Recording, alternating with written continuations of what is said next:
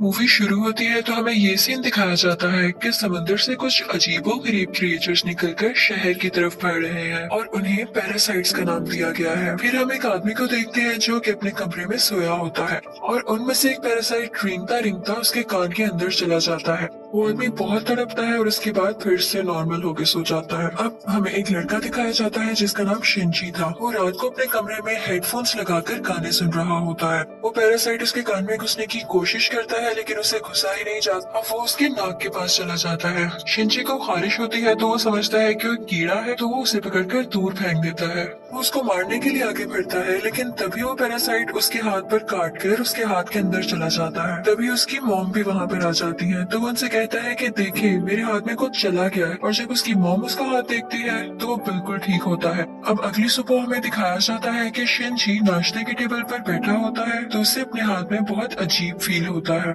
और फिर दूसरी तरफ हमें वो आदमी दिखाया जाता है जिसके कान में स्टार्टिंग में एक पैरासाइट चला गया था। वो अपनी बीवी के सामने आकर खड़ा होता है और अपना मुंह खोल लेता। उसका मुंह बहुत ही खौफनाक और बहुत ही बड़ा था और वो अपनी बीवी का सर अपने मुंह में लेकर अपना खौफनाक मुंह बंद कर लेता है और ये सब उसी पैरासाइट की वजह से हो रहा था। फिर हमें शिनची दिखाया जाता है जो कि स्कूल जाते हुए रास्ते में अपनी दोस्त से मिलता है। वो भी उसमें काफी अजीब हरकतें नोट करती है और जब वो स्कूल पहुंच जाता है तब भी उसके साथ बहुत कुछ अजीब हो रहा था, जैसे उसके राइट हैंड में काफी पावर आ गई हो। वो घर आता है और अपना हाथ काटने की कोशिश करता है लेकिन उसका हाथ मूव करने लगता है और उसे रोकता है और फिर हम देखते हैं कि उसका हाथ एक क्रिएचर में बदल गया है और वो शिनची से बातें भी कर रहा था। फिर हम देखते हैं कि वो शिनची की बुक्स भी पढ़ा करता था और उसका लैपटॉप भी यूज किया करता था क्योंकि वो इंसानों के रहने के तरीके जानना चाहता था। जब इसने शिनची की बॉडी में घुसने की कोशिश की थी तो शिनची ने इसे आगे जाने से रोक लिया था, इसलिए अब ये सिर्फ राइट हैंड में ही था और उसी हाथ को कंट्रोल कर रहा था। ये अपना नाम मिकी बताता है और कहता है कि तुम मुझे कभी मत काट क्योंकि मैं तुम्हें कुछ नहीं कहूंगा, तुम मेरे होस्ट जो हो। अब हम देखते हैं कि शिनची और मिकी में दोस्ती होने लगी थी लेकिन बाकी सब लोग जिनको पैरासाइट्स ने इन्फेक्ट किया था वो पूरे शहर में बहुत तबाही मचा रहे थे और इंसानों को मारकर खा रहे थे। दूसरी तरफ मिकी शिनची को खींचकर एक रेस्टोरेंट की तरफ ले जाता है। वहाँ पर भी बहुत सारे इन्फेक्टेड लोग यानी पैरासाइट्स इंसानों का गोश्त खा रहे थे। वो शिनची को देखते हैं तो उन्हें लगता है कि ये भी इन्फेक्टेड है और उससे भी वो गोश्त देते हैं। लेकिन जब उन्हें पता चलता है कि ये पूरी तरह से तो इन्फेक्ट नहीं हुआ बल्कि ये अभी भी इंसान है तो वो उसे ही मारने के लिए आगे बढ़ते हैं। लेकिन मिकी उनको आगे से मारता है और शिनची की जान बचा लेता है क्योंकि अगर शिनची मर जाता तो वो खुद भी मर जाता और ये उसने अपने फायदे के लिए किया था। अब न्यूज आती है कि शहर के लोग मारे जा रहे हैं और किसी को कुछ समझ नहीं आ रहा कि इन्हें मारने वाला है कौन क्योंकि पैरासाइट्स अपना ये काम बहुत होशियारी और छुप के कर रहे थे। शिनची मिकी से कहता है कि तुम अपने साथी पैरासाइट्स को क्यों नहीं कहते कि इंसानों को मत खाएं। तो मिकी उससे कहता है कि तुम भी तो सब्जियों और जानवरों के गोश्त को खाते हो तो इसी तरह हम लोगों का खाना इंसान ही है तो इसमें बुरी बात क्या है। अब मिकी को पता चल जाया करता था कि उनके आसपास कौन सा पैरासाइट है तो जब शिनची स्कूल जाता है तो वो उसे बताता है कि तुम्हारे पास एक और पैरासाइट और वो कोई और नहीं बल्कि उसकी टीचर थी। और टीचर जब शिनची को देखती है तो उससे भी पता चल जाता है कि इन्फेक्टेड है लेकिन वो कहती है कि तुम्हें मुझसे डरने की कोई जरूरत नहीं है क्योंकि मैं इंसानों को नुकसान नहीं पहुंचाना चाहती बल्कि मैं उनके तरीके इसलिए पढ़ रही हूँ ताकि इंसानों जैसी क्वालिटीज हमेशा मुझ में रहे। वो उसे दो और पैरासाइट्स के पास लेकर जाती है, एक स्टूडेंट होता है और एक पुलिस ऑफिसर। वो बताती है कि ये पुलिस ऑफिसर मेरा हस्बैंड है और हमारा बेबी होने वाला है और वो बेबी बिल्कुल नॉर्मल इंसान होगा तो हम भी इंसानों की तरह ही रहना चाहते हैं। हम किसी को नुकसान नहीं पहुँचाएंगे, किसी को सरेआम नहीं मारेंगे लेकिन छुप के गोश्त खाना चाहते हैं। तो क्या तुम हमारा ग्रुप ज्वाइन करोगे? लेकिन मिकी इस बात को नहीं मानता। अब अगले दिन वही पुलिस ऑफिसर उन लोगों के पास आता है तो मिकी शिनची को बताता है कि ये हमें मारने आया है क्योंकि इसे पता चल चुका है कि उस दिन रेस्टोरेंट में हमने एक पैरासाइट को मारा और इसी के साथ वो पुलिस ऑफिसर इन पर अटैक कर देता है। अब मिकी और शिनची भी बहुत लड़ते हैं और इसको फाइनली मार देते हैं। जब शिनची घर आता है तो इसे बहुत बुरा लग रहा कि उसने एक मर्डर कर दिया लेकिन दूसरी तरफ हम देखते हैं कि पुलिस ऑफिसर की बॉडी से वो पैरासाइट निकलकर किसी और की बॉडी में चला जाता है और ये कोई और नहीं बल्कि शिनची की माँ थी और वो शिनची को मारने के लिए उसकी तरफ बढ़ रही थी। मिकी शिनची को बताता है कि तुम्हें मारना चाहती है तो शिनची उसे कहता है कि खबरदार तुमने मेरी माँ को कुछ कहा क्योंकि वो अपनी माँ से बहुत मोहब्बत करता था और वो नहीं चाहता था कि उसकी माँ मरे। लेकिन देखते ही देखते उसकी माँ का सिर भी बाकी पैरासाइट्स की तरह खुलने लगता है और वो शिनची पर अटैक कर देती है। उसका बहुत खून जाया होता है और वो मरने के करीब होता है। लेकिन अगली सुबह हम देखते हैं कि वो दोबारा से उठ खड़ा हुआ है। तो मिगी उसे बताता है कि तुम बहुत जख्मी हो गए थे, लेकिन मैंने अपने सेल से तुम्हारे जख्म को ठीक कर दिया। लेकिन यहाँ बुरी बात ये थी कि अब शिनची की बॉडी में मिगी के सेल्स चले गए थे और अब वो पूरी तरह इन्फेक्ट हो रहा था। अब शिनची अपनी माँ को ढूंढने लगता है, लेकिन वो कहीं पर नहीं मिलती। तो वो टीचर के पास जाता है और पुलिस ऑफिसर के बारे में पूछता है, लेकिन वो टीचर भी उसे कुछ नहीं बताती। मिगी उसे बताता है कि अब दिन में मुझे भी 4 घंटे सोने की जरूरत पड़ेगी और उस वक्त मैं तुम्हें बचा नहीं सकूंगा, तुम्हें अकेले ही लड़ना होगा। लेकिन क्योंकि मिगी के सेल्स भी अब उसकी बॉडी में थे तो उसके अंदर मिगी की क्वालिटीज भी आने लगी। खैर, फिर हम देखते हैं कि वही स्टूडेंट जो टीचर ने दिखाया था, जो कि पैरासाइट बन चुका था, वो भी शिनची के स्कूल में ही एडमिशन ले लेता है। वो शिनची का दोस्त बनने का ड्रामा करता है, लेकिन आहिस्ता आहिस्ता सबको पता चल जाता है कि वो पैरासाइट है और फिर वो स्टूडेंट इन सब को मार देता है। इसके बाद वो शिनची की दोस्त को भी मारने भरता है, लेकिन शिनची अपने दोस्त को उठाकर बिल्डिंग से जंप लगा देता है। अब वो टीचर वहाँ पर आती है और वो चाहती थी कि स्टूडेंट मर जाए, क्योंकि इसकी वजह से उसका राज भी खुल सकता था। वो वहाँ पर ब्लास्ट करती है, लेकिन उसे कुछ नहीं होता और फिर पुलिस वहाँ पर आ जाती है, लेकिन वो पुलिस को भी मार देता है। अब मिगी शिनची को बताता है कि वो बिल्डिंग की छत पर है और शिनची दूसरी बिल्डिंग की छत पर जाकर उसे एरो से मार देता है। और उसके बाद वो टीचर के पास जाता है और उस पुलिस ऑफिसर का एड्रेस पूछता है, जो कि पैरासाइट था, और टीचर अब उसे एड्रेस दे देती है। उस पुलिस ऑफिसर का पैरासाइट अब भी उसकी माँ के अंदर था। लेकिन यहाँ पर मिगी के सोने का टाइम हो जाता है, तो इसका मतलब ये था कि शिनची को यहाँ पर अकेले ही लड़ना था। उस पैरासाइट को खत्म करने के लिए जैसे तैसे करके वो उसकी गर्दन काट देता है, जिसके बाद उसकी माँ और वो पुलिस ऑफिसर दोनों मारे जाते हैं। फिर हम देखते हैं कि शिनची अपनी दोस्त से हॉस्पिटल मिलने जाता है। वो बातें कर रहा होता है कि मैं एक एक करके सब पैरासाइट्स को मार दूंगा, कि तभी हम देखते हैं कि कोई उनकी पिक्चर्स ले रहा है और वो कोई जासूस था। और यहाँ पर ही इस मूवी का पार्ट 1 खत्म हो जाता है और अब मैं आपको एक्सप्लेन करूंगी इस मूवी का पार्ट 2।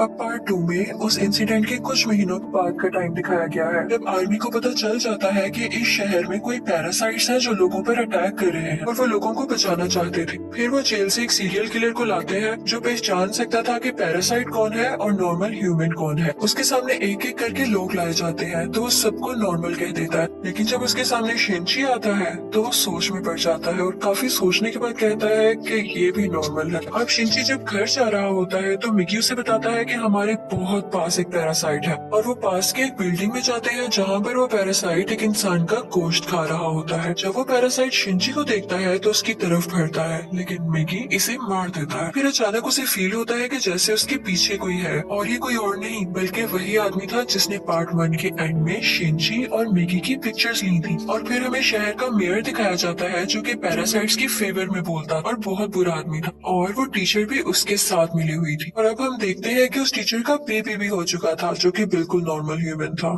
वो मेयर जान गया था कि शिनची पैरासाइट्स को मार रहा है, तो वो भी उसे मारना चाहता था, लेकिन टीचर उसे मना कर देती है। वो कहती है कि मिगी और शिनची आपस में जुड़े हुए हैं, तो मैं देखना चाहती हूँ ये कैसे एक साथ रहते हैं, और अगर तुम शिनची को मारोगे तो हमारा पैरासाइट मिगी भी मर जाएगा। और इसीलिए उसी ने शिनची के पीछे वो जासूस भेजा था ताकि उस पर नजर रख सके। शिनची एक दिन चल रहा होता है कि उसे फिर से फील होता है कि उसके पीछे कोई है। वो जासूस उसकी सारी बात सुनता है और उसे कहता है कि तुम्हें अपने बारे में पुलिस को बता देना चाहिए। तो शिनची उससे कहता है कि नहीं, पुलिस में भी बहुत सारे पैरासाइट्स भरे पड़े हैं। उसे यहाँ पता चल जाता है कि इस जासूस को टीचर ने उसके पीछे लगाया है। तो वो टीचर के पास जाता है और कहता है ये तुम सब क्या कर रहे हो, ये करना बंद क्यों नहीं कर देते। तो टीचर उससे कहती है तो तुम हमारे साथी पैरासाइट्स को क्यों मार रहे हो, वो सिर्फ अभी इंसानों को खाना सीख रहे हैं और कुछ देर बाद वो उनको मारना भी बंद कर देंगे। वो चुप हो जाता है और फिर जासूस के पास जाता है और उसे बताता है कि वो टीचर बहुत खतरनाक पैरासाइट है, वो किसी भी वक्त तुम्हें भी नुकसान पहुंचा सकती है, तो तुम उससे दूर रहो। लेकिन जासूस उसकी बात पर यकीन नहीं करता। अब अगले दिन वो जासूस उस मेयर से मिलता है। उसे शिनची की बात को टेस्ट करना था कि वो सच बोल रहा है या नहीं, तो इसलिए वो मेयर के रूम में वॉइस रिकॉर्डर लगा देता है। लेकिन मेयर को इस बारे में पता चल जाता है और वो जासूस को मारने का हुक्म दे देता है कि ये अब हमारे लिए नुकसान बन चुका है। वो पैरासाइट को उसके घर भेजता है उसे मारने के लिए, लेकिन वो घर पे नहीं होता तो उसकी बेटी को मार देते हैं। अब दूसरी तरफ शिंची को मिकी बताता है कि तुम पर 5 पैरासाइट्स अटैक करने आ रहे हैं। अब उनकी तरफ एक आदमी बढ़ता है और उसी आदमी के अंदर वो 5 पैरासाइट्स थे। मिकी और शिंची उससे फाइट करते हैं और उसका सर उड़ा देते हैं। उन्हें लगता है कि अब ये मर चुका है, लेकिन अभी तो सिर्फ एक पैरासाइट मारा गया था और 4 अभी भी बाकी थे। बाकी के पैरासाइट्स उसके हाथ में आ जाते हैं और उसे कंट्रोल करने लगते हैं। अब वो टीचर मेयर से कहती है कि जब मैंने तुम्हें मना किया था कि तुम उस जासूस या शिंची को मारने के लिए पैरासाइट नहीं भिजवाओगे तो तुमने ऐसा क्यों किया। अब मेयर यहाँ पर नोट करता है कि उस टीचर के दिल में माँ बनने के बाद इंसानों वाले इमोशंस वापस आ रहे थे, तो इसे बात बिल्कुल अच्छी नहीं लगती। अब उस टीचर को मारने के लिए 3 पैरासाइट्स भेजता है, लेकिन चूंकि वो भी पैरासाइट थी तो उसको पता चल जाता है कि कोई उसे मारने आ रहा है और वो उनको पार्किंग में बुलाती है और उन तीनों से अकेले ही मुकाबला करके उन्हें मार देती है। लेकिन जब वो घर आती है तो वो देखती है कि उसका बच्चा वहाँ पर नहीं है और उसे एक नोट मिलता है जिस पर लिखा होता है कि तुम्हारा बच्चा मेरे पास है और ब्रिज पर मुझसे मिलने आओ। इनफैक्ट वो नोट उस जासूस का था। वो अपनी मरी हुई बेटी का बदला लेना चाहता था टीचर के इस बेबी को मारकर। वो टीचर घबराते हुए शिंची को भी अपने साथ वहाँ लेकर जाती है, तो शिंची उस जासूस को बताता है कि तुम्हें इसे मारकर कुछ नहीं मिलेगा क्योंकि ये बेबी एक नॉर्मल इंसान है। इसी दौरान आर्मी भी वहाँ पर आ जाती है और उन्हें पता चल जाता है कि मेयर ने अपनी बिल्डिंग के अंदर बहुत सारे पैरासाइट छुपाए हुए हैं। अब वो बिल्डिंग से एक एक करके लोगों को निकाल रहे थे और उनमें से जो पैरासाइट था वो उसको शूट करते जा रहे थे। सीरियल किलर भी वहीं पर था और फिर हम मेयर को स्पीच करता हुआ देखते हैं जो बता रहा होता है कि असली मॉन्स्टर्स तो इंसान है जो कि पैरासाइट्स को बिला वजह मार रहे हैं। तो वहाँ पर बैठे हुए आर्मी के सब लोग उसे शूट कर देते हैं जिससे उसकी डेथ हो जाती है। तभी वो सीरियल किलर चिल्लाने लगता है कि ये इंसान था, ये तो बस पैरासाइट्स का साथ दे रहा था। लेकिन जब वो पीछे मुड़ के देखते हैं तो वही आदमी उनके पीछे खड़ा होता है जिसके अंदर 5 पैरासाइट्स थे। सब उसे शूट करते हैं लेकिन उसे कुछ नहीं होता। फिर हम देखते हैं कि जासूस उस बच्चे को फेंकने ही वाला होता है। टीचर जब ये देखती है तो अपने बच्चे को बचाने के लिए उसे मजबूरी में पैरासाइट बनना पड़ता है। वो अपना एक हाथ निकालकर जासूस की चेस्ट में घुसा देती है जिसकी वजह से सबको पता चल जाता है कि वो एक पैरासाइट है। पुलिस उस पर मुसलसल शूट करने लगती है और वो जान गई थी कि अब उसकी जान नहीं बच सकती, तो वो अपना बेबी शिंची को पकड़ाने आती है। जैसे ही वो बेबी शिंची को पकड़ाती है बहुत ज्यादा गोलियां लगने की वजह से उसकी फौरन डेथ हो जाती है।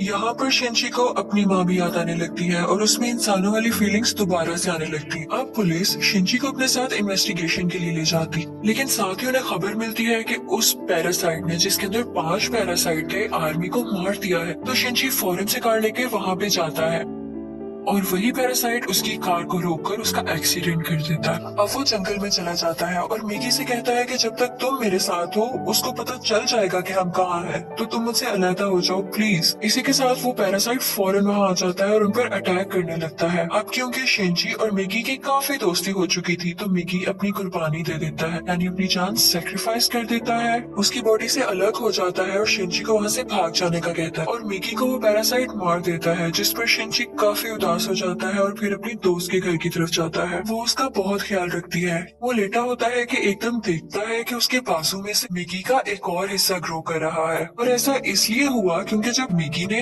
अपने बॉडी सेल्स से उसकी बॉडी को ठीक किया था तो मिकी के सेल्स भी तो उसकी बॉडी में आ गए थे, इसलिए वो चाहता तो दोबारा ग्रो कर सकता था। शिंची को फील हो गया था कि अब ये दोबारा आ रहा है तो उस पैरासाइट को दोबारा से पता चल जाएगा कि मैं कहाँ हूँ, तो अपनी दोस्त की जान बचाने के लिए उसको बाय कहकर वहाँ से चला जाता है। लेकिन जैसे वो बाहर जाता है तो वो पैरासाइट उसे पकड़ लेता है, लेकिन एक फैक्ट्री में पहुंचकर शिंची एक केमिकल रोड उसकी बॉडी में घुसा देता है, लेकिन उसे कुछ नहीं हो। तो वो कहता है कि तुम मुझे क्या समझ रहे हो, मैं तो तुम्हें मारकर बाकी इंसानों को भी मार दूंगा और फिर मैं और बाकी पैरासाइट्स इस दुनिया पर रूल करेंगे। वो उसे मारने ही वाला होता है कि मिकी फौरन से उसकी बॉडी में दोबारा ग्रो कर जाता है और उस पैरासाइट पर अटैक कर देता है। इसी के साथ उसकी बॉडी में कुछ होने लगता है और वो तड़पने लगता है। तो मिकी शिंची को बताता है कि जिस रोड से तुमने इसको मारा उस पर बहुत केमिकल्स लगे हुए और अब पैरासाइट्स इसकी बॉडी में नहीं रहना चाहते और एक एक करके सब पैरासाइट्स उसकी बॉडी छोड़ देते हैं और अब सिर्फ उसकी बॉडी का ढांचा बाकी रह गया। तो शिंची वो उठाकर नीचे आग में फेंक देता है जिससे फाइनली उसकी डेथ हो जाती है। अब हमें काफी दिन बाद का टाइम दिखाया जाता है जब सब कुछ नॉर्मल हो चुका है। तो मिकी शिंची से कह रहा होता है कि अब जैसा कि इस दुनिया में कोई भी पैरासाइट नहीं रहा तो हमें भी साथ नहीं रहना चाहिए, मैं तुमसे अलग हो जाऊंगा। लेकिन शिंची उसे मना मना कर देता है